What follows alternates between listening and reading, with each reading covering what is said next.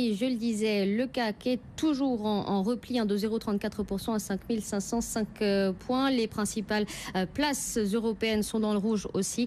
Après un bon début d'année, on marque une pause sur les marchés européens. On va tout de suite retrouver Khalil Djebali, analyste marché chez XTB France, en direct d'une salle de marché justement pour commenter cette séance à Paris.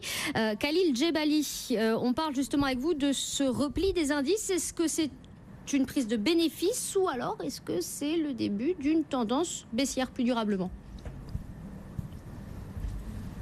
Bonjour Pauline.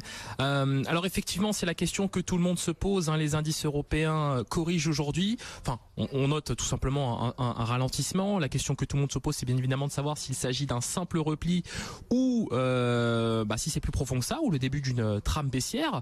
Pour l'heure, ce qu'on peut dire, c'est qu'il y a un véritable attentisme qui s'est mis en place. Cet attentisme se traduit bien évidemment par une phase de prise de bénéfices sur les indices européens. À cela, vous ajoutez la hausse de l'euro-dollar qui est consécutive bien sûr à la baisse du dollar, qui s'explique par les propos des officiels chinois. La montée aussi des rendements obligataires se pénalise bien évidemment les indices européens. Alors vous noterez justement que les propos de ces officiels chinois c'est fait le jour où effectivement les Américains doivent émettre de la dette à 10 ans, donc ça doit se faire tout à l'heure à 19h30 et donc c'est pas très malin de leur part, puisque le 10 ans américain évolue au moment où je vous parle autour de 2,59%.